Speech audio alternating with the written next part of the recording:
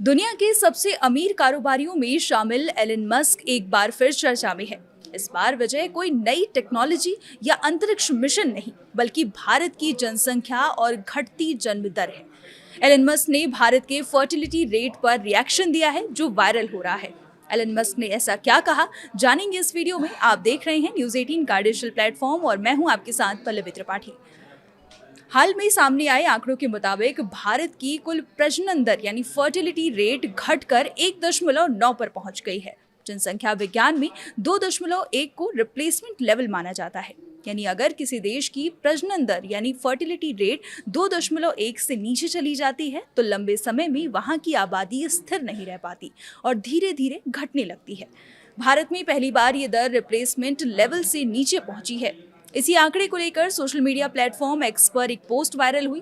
Post में दावा किया गया कि पिछले एक दशक में भारत का फर्टिलिटी रेट 2.3 से घटकर 1.9 पहुंच गया है।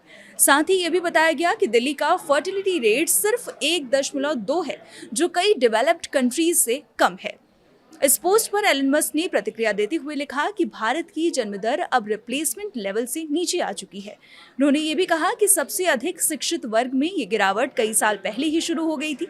एलन मस्क का मानना है कि जैसे जैसे एजुकेशन का लेवल बढ़ता है, लोग कम बच्चे पैदा करने लगते हैं और ये ट्रेंड दुनिया के कई देशों में पहले से देखने को मिल रहा है।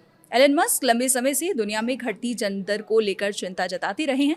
वे पहले भी कई देशों को लेकर कह चुके हैं कि फ्यूचर में सबसे बड़ी चुनौतियों में से एक कम होती जनसंख्या हो सकती है। उनका कहना है कि अगर फर्टिलिटी रेट लगातार घटती रही तो आने वाले समय में कामकाजी आबादी कम होगी और बुजुर्गों की संख्या बढ़ेगी। इससे इकोनॉमी और सामाजिक ढांचे पर असर पड़ता है। भारत के मामले में एक्सपर्ट्स का कहना है कि देश एक नए डेमोग्राफिक फेज में प्रवेश कर रहा है। शहरीकरण, बेहतर शिक्षा, महिलाओं की बढ़ती भागीदारी, करियर और बढ़ते कॉस्ट ऑफ लिविंग जैसी वजहों से परिवार छोटे होते जा रहे हैं।